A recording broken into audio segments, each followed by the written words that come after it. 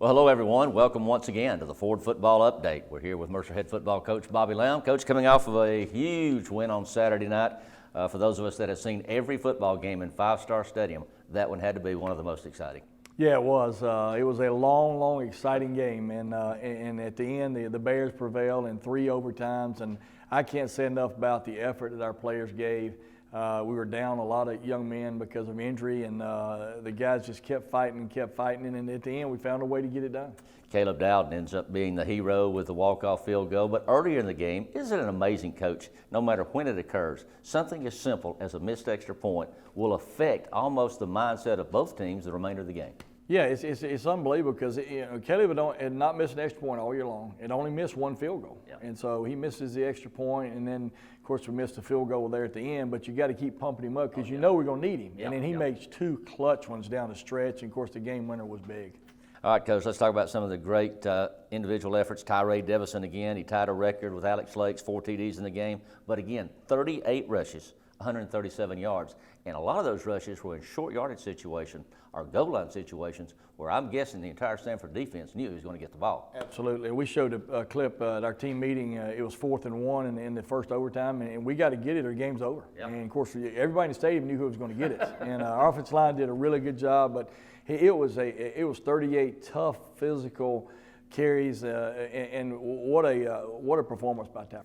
What about the SoCon Defensive Player of the Week? Sidney Otiwu, 21 tackles, the most ever for one game. Yeah, and our coaches tallied 17 solos and 4 assists on Sunday when we're grading the tape. But one of the finest performances I've ever seen from a linebacker, and it was sideline to sideline.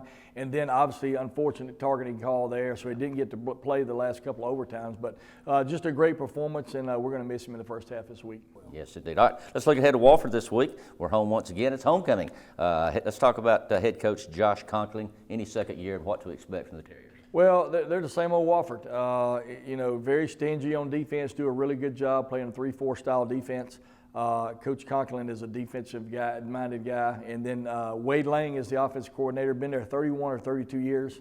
I always kid that Wade could call the offense off the back of his hand. That's how long he's been there. And so they've got a really good offense and do a lot of things to put you in conflict on defense. So big challenge for it. I want to ask you about one of their players, quarterback Joe Newman. We've got to mention 834 yards rushing, 785 passing. Yeah, and I think they lead the country. They've only been sacked once, and it's because of him. He's a senior. He knows what he's doing in the offense. They don't throw it a ton, but when they do, if you do get pressure, he can scramble and make plays. But what a great playmaker he is. And speaking of seniors, Coach, this week, our final home game of the year, chance to win 3 home games in a row, homecoming and senior day. Yeah, we're going to honor 12 seniors. Meant so much to this program. All 12, 8 of the 12 have already graduated or in graduate school, and then 4 will graduate in December.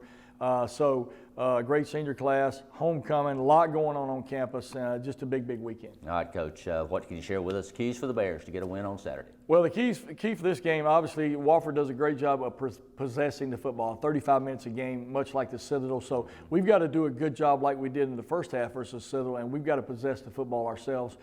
So possession is going to be paramount.